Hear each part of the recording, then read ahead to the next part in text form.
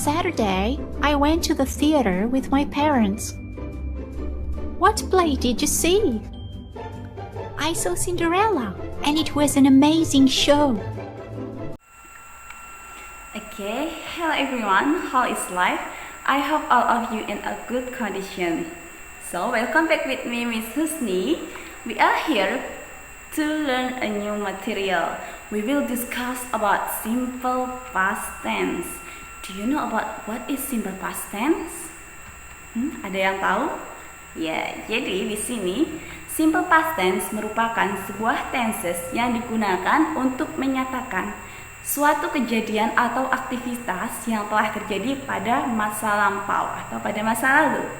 Nah, kemudian contoh kalimatnya adalah pada dua berikut ini. Yang pertama adalah we went to theater last night.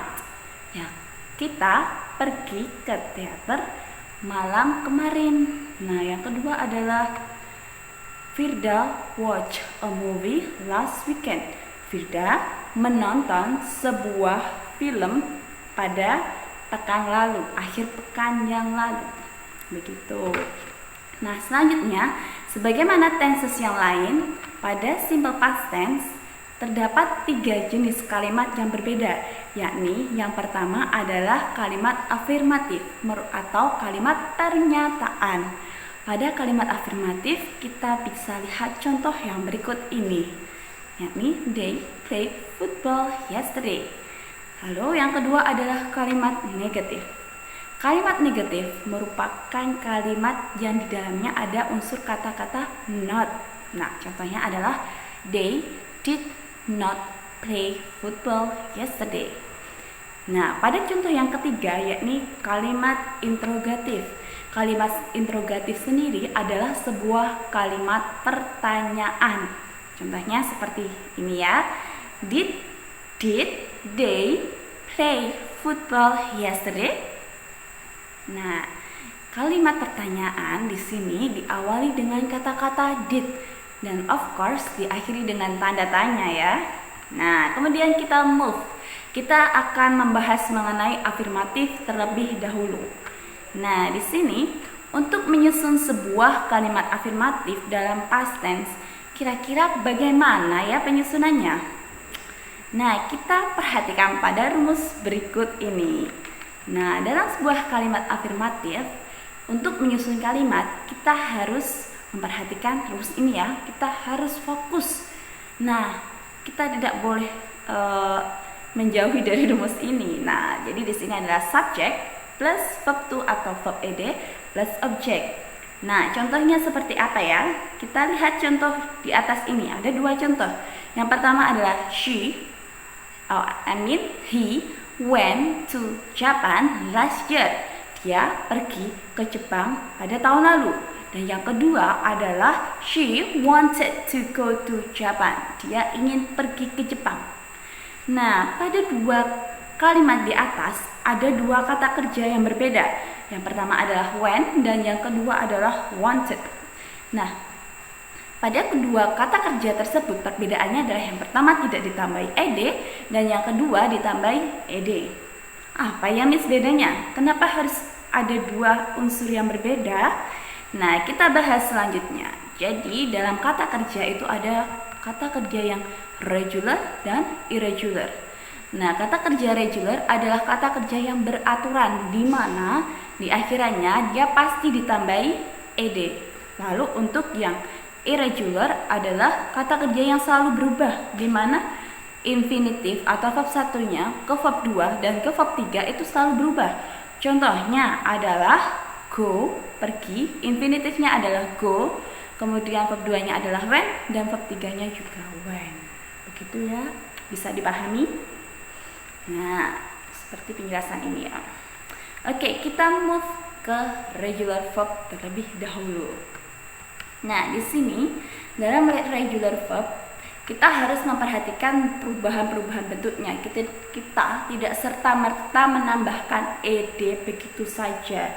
Nah, yang pertama yakni memang pada umumnya itu adalah kata kerjanya itu cukup ditambah ed seperti contoh ini ya, yang teks warna box warna biru jump plus ed menjadi jumped.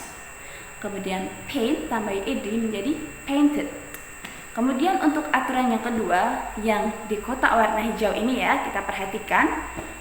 Nah, jika sebuah kata kerja yang berakhir 3 kata terakhirnya itu, yang terakhirnya itu adalah huruf tidak vokal, I mean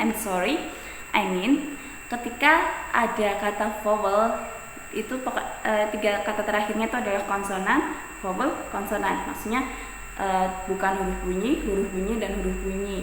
Nah, maka huruf terakhir itu harus didouble. P-nya misalnya di sini adalah stop, maka P-nya harus ditulis double menjadi stopped gitu ya. Nah, jadi 3 kata terakhir itu ya, karena ada T, O, P. T adalah bukan huruf bunyi, O huruf bunyi, dan P bukan huruf bunyi, makanya P-nya itu harus double. Kita pindah ke aturan yang ketiga, yakni ketika kata kerjanya diakhiri dengan huruf Y, maka ketika diubah menjadi verb ed, huruf Y ini diubah menjadi huruf I. Contohnya apa ya? Nah, contohnya seperti yang di atas, yakni yang cry and fry. Nah, di sini cry itu diubah menjadi verb 2, maka menjadi cried. Y-nya dileburkan menjadi I. Kemudian untuk fry, yakni fry ditambah ed menjadi fried. Sama ya, I-nya diubah menjadi Y-nya diubah menjadi I. Begitu, bisa dipahami? Bisa ya. Nah, coba sekarang giliran kalian. Ada sebuah 5 pekerjaan atau 5 soal di bawah ini, kita kerjakan bersama dan kita bahas bersama. Yang pertama adalah, ya ini ada soal-soalnya, ada 4, 5, ya ada 6 soal.